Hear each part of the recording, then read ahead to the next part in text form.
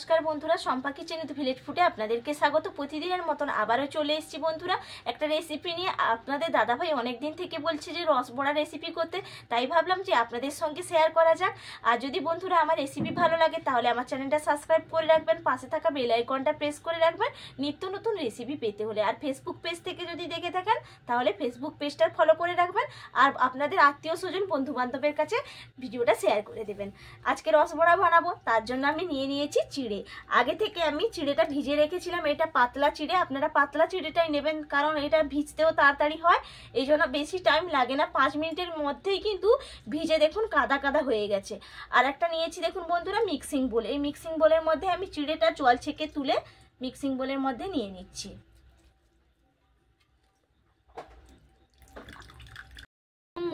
বোলের মধ্যে চিড়েটা ছেঁকে আমি নিয়ে নিয়েছি। আর এখানে নিয়েছি সুজি। সুজিটাও আমি আগে থেকে ভিজিয়ে রেখেছিলাম, সুজিটাও আমি এর মধ্যে দিয়ে দিচ্ছি।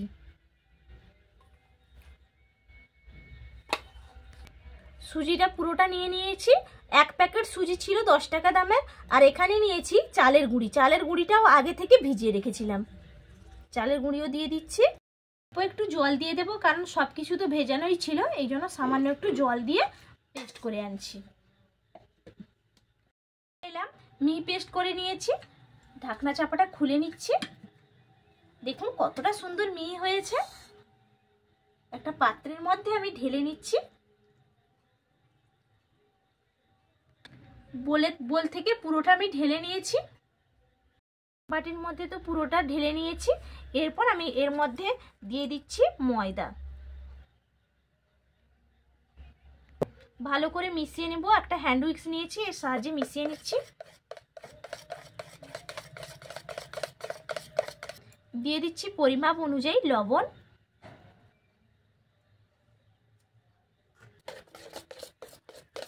লবণটাও ভালো করে মিশিয়ে নিয়েছি। এরপর আমি এর মধ্যে দিয়ে দিচ্ছি নারকেল কোড়া। নারকেল কোড়াটা দিলে কিন্তু খেতে দারুণ লাগে। আপনারা চাইলে এটা স্ক্রিপও করে দিতে পারেন, কিন্তু একটু পিঠের মধ্যে নারকেল না দিলে না ভালো লাগে না, এই জন্য নারকেলটা দিলাম। ভালো করে মিশিয়ে নিচ্ছি।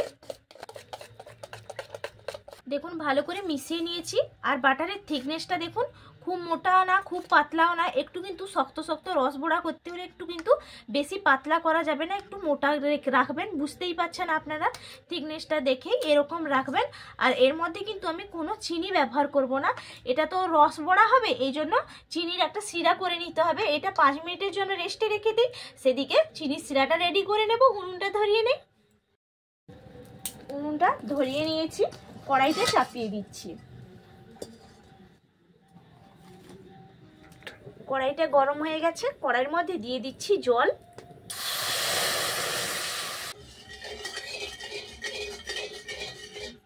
এটা গলে উঠেছে। আর একেবারে দেখুন কত সুন্দর একটা ফুটও চলে এসছে। এই সময় আমি এলাচ দানা ফাটিয়ে রেখেছিলাম, এলাচ দানা দিয়ে দিলাম। এলাচ দানাটা দিলে একটা দারুণ একটা ফ্লেভার হয় শিরার মধ্যে। আর একটু নাড়িয়ে নেব। দেখুন আমার শিরাটা একবারে তৈরি হয়ে গেছে।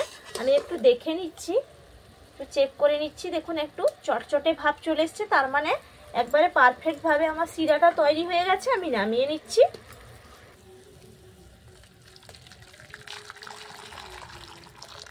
কড়াইটা ধুয়ে পরিষ্কার করে আবার বসিয়ে দিয়েছি। কড়াইটা গরম হয়ে গেছে, কড়াইয়ের মধ্যে দিয়ে দিচ্ছি তেল।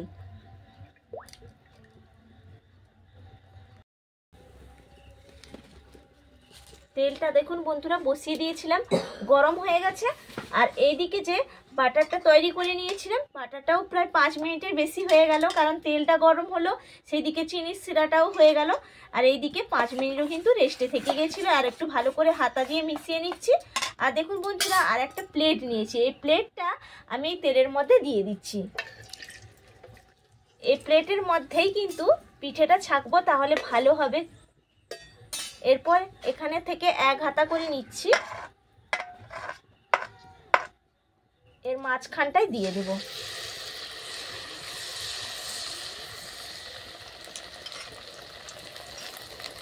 দেখুন কি সুন্দর ফুলে উঠেছে। 1 পিঠ হয়ে গেছে। দেখুন এইরকম পিঠো বানালে না খুব তাড়াতাড়ি হয়ে যায় আর খুব সুন্দরও হয়। আর তেলটাও খুব সহজে পুড়ে যায় না। দেখুন এক পিঠ আবার উল্টে দিলাম, কি সুন্দর হয়েছে আর ফুলকো ফুলকো ভাবে ফুলে উঠে। রস ভরা যদি একটু ভালো না ফুলে তাহলে খেতে কিন্তু ভালো লাগে না। দেখুন ভাজা হয়ে গেছে আর কি সুন্দর ফুলে উঠেছে, আপনারা দেখেই বুঝতেই পারছেন যে কতটা সুন্দর হয়েছে।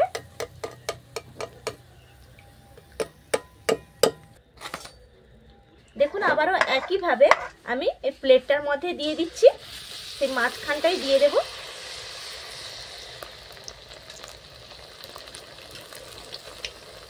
দেখুন দেওয়া মাত্র কি সুন্দর ফুলে উঠছে আর দেখতে এতটা সুন্দর লাগছে। দেখুন ফুলে উঠেছে, পুরো লুচির মতন টোল টোল হয়ে ফুলে উঠছে, আর ফুলে উঠলে দেখতে এতটা সুন্দর লাগে, দারুণ হচ্ছে পিঠেগুলো। কিন্তু একইভাবে আমি সবগুলো করে নিচ্ছি।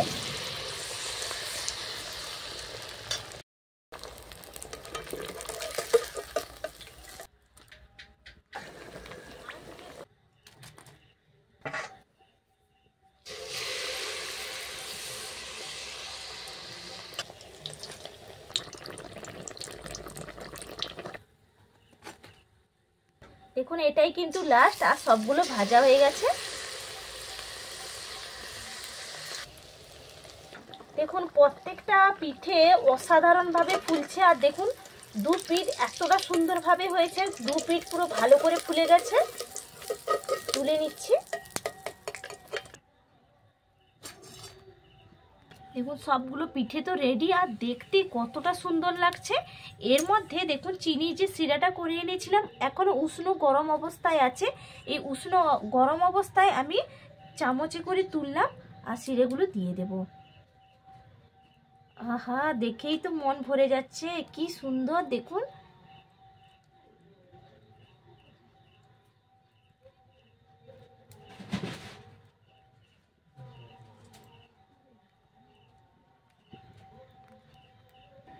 দেখুন চিনির রসের মধ্যে দিতে কতটা সুন্দর দেখতে লাগছে, শুধু আপনারা দেখেই কিন্তু বুঝতেই পারছেন।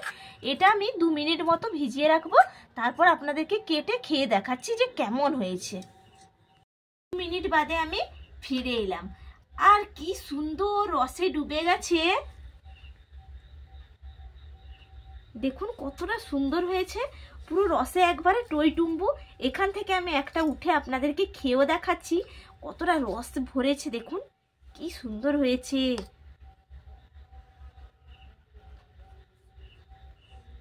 আর নরম একেবারে তুলতুল করছে।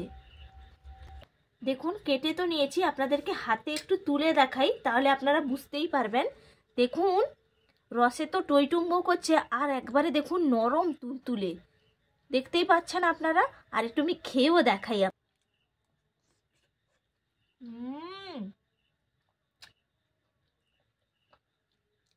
ফাটাফাটি কোনো কথা হবে না, এতটা নরম, মুখে দিতেই মিলিয়ে যাচ্ছে। আর নারকোল কোরা মুখে পড়ছে, কি দারুণ লাগছে, হেভি লাগছে। আর আপনাদের দাদাভাই তো করতে বলেছিল, বাড়িতে তো নেই, এলে তো একেবারে চমকে যাবে, কারণ ওর আপনাদের দাদাভাইয়ের প্রিয় পিঠেটাই করেছি আজকে, তার জন্য একেবারে চমকে দেব। আর এতটা সুন্দর হয়েছে বন্ধুরা, আপনারা যদি না বানিয়ে বাড়িতে খান বুঝতেই পারবেন না যে কতটা সুন্দর হয়েছে। মনে তো হচ্ছে সবটাই খেয়ে নেই, এতটা সুন্দর হয়েছে।